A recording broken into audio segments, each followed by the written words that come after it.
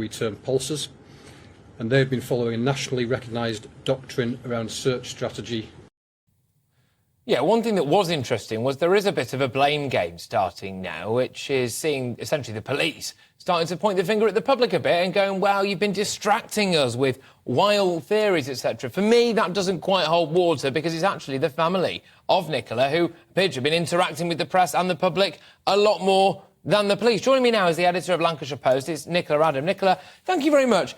Councillor, what did you make of that statement from the police officer there who was essentially saying the public have been distracting the police here and potentially having some negative impact on their investigation? I thought that was odd. Yeah, I mean, there was an element of the word misconstrued was used multiple times about the press and the public, etc. I think perhaps they need to rethink the way they're communicating that, because actually I do think people think they're helping. In the main, I think most people are trying to help. Okay, I mean, my inbox here in Lancashire, you can imagine, my inbox is full of all sorts of people with theories and things, you know, and we've taken a line here at the Lancashire Post that we're sticking to the facts and, you know, not the speculation, very much so. But yes, there's a lot around and people do have theories, but a lot of people genuinely think they can help, you know.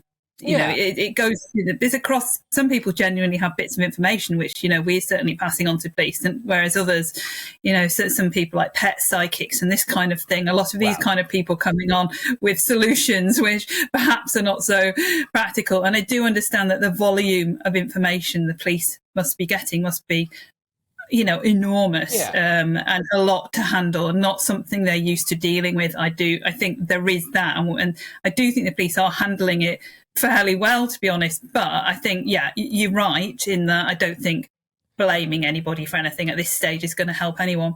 I'm going to return to the police and how they may or may not be handling this in a second, but they keep using this line of specific vulnerabilities. It was a high category missing person case because of specific vulnerabilities. Do we know what that really means? Well, we don't at this stage, but I mean, the indication was there right from the very beginning that there was something else they wasn't telling us, simply because if a person goes missing, normally there would be a kind of waiting period first. They'd normally give it like 48 hours before they swing into full investigation, search and kind of communication to the press mode. But this was very fast.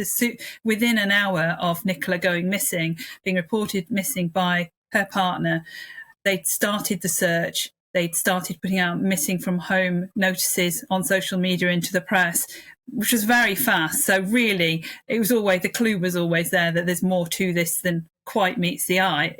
What exactly those vulnerabilities are and stuff, they're trying to keep private, but obviously, you know, that's just going to lead to more speculation at this stage.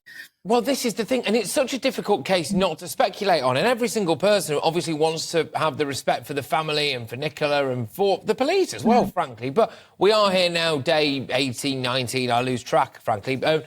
It's incredibly difficult not to speculate because it just seems so mysterious, and it leads to the questions, how can someone just drop off the face of the earth, and what are the police not telling us and why? And in the case of the specific vulnerabilities, that's something that is bound to get people talking, as indeed we were.